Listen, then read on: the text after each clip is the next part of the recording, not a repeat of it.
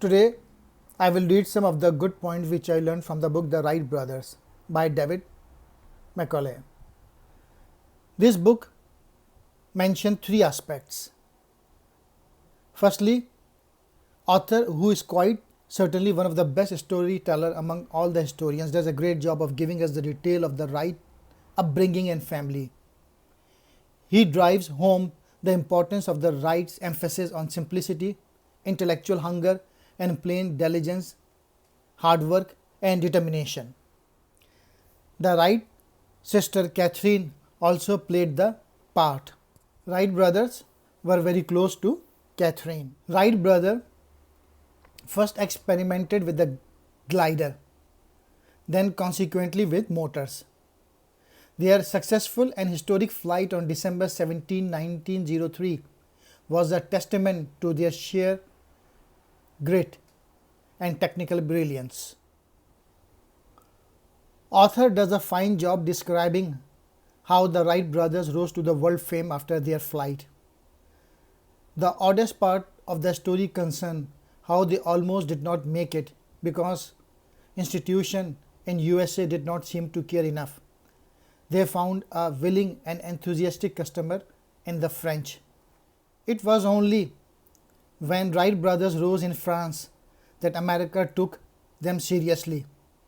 After that, it was easier for Wright brothers to secure army contracts and test more advanced design.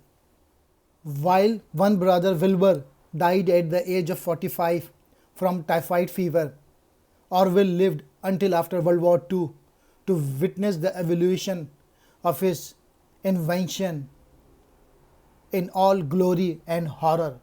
Wright brothers' story exemplify the importance of simple traits like devotion to family, hard work, intense intellectual curiosity, and most importantly, can-do attitude. Wright brothers were a product of their family environment. Their father was the major influence. The book focused on the years from 1900 to 1910. Here is the good sentence from the book.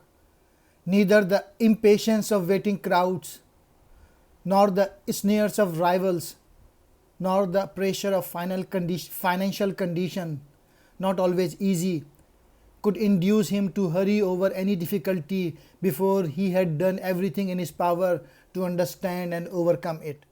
Wright brothers were forced to sell their new flying machine to the French military. The Americans were apparently unwilling to consider an invention by someone outside of their inner circle.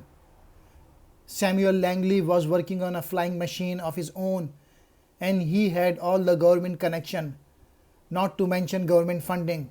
So when two brothers without government support and without government connection finally mastered flying, the government elites wanted nothing to do with them. The best dividend on the labor invested, they said, have invariably come from seeking more knowledge rather than more power. Wright brothers started as a bicycle repairman to the creator of a flying machine. Once Wilbur became interested in aviation, he would watch birds flying for hours, noting that it was not so much the effort of the birds enabling them to fly, but their ability to control the air by adjusting their wings and feathers as the wind came and went. He concluded that wind and the ability to control and use the wind were the key to flight. Wilbur and Orville suffered failure as they advanced their technology, and both men were involved in accidents. Orville was nearly killed in one instance, but they continued their flight science. They fought through cold, wind, mosquitoes, and indifferent government, a reluctant military. Wilbur said, "A man who works for the immediate present and its immediate rewards is nothing but a fool." Wright brothers measured success by being airborne just a few feet more than their last attempt. The moral of the story: it's not enough to hit upon a new idea. You need to have the determination and follow through to develop it and sell it. Wright brothers never marry and never fly together until a day in 1917 when they decided that they have finally conquered their quest to learn all that was knowable about heavier than air flying machines.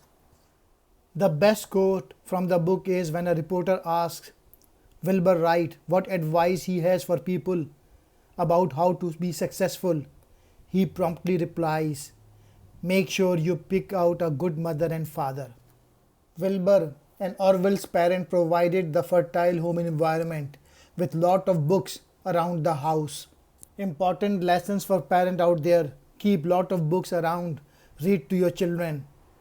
A house full of ideas and steeped in encouragement and self-discipline can yield great outcomes.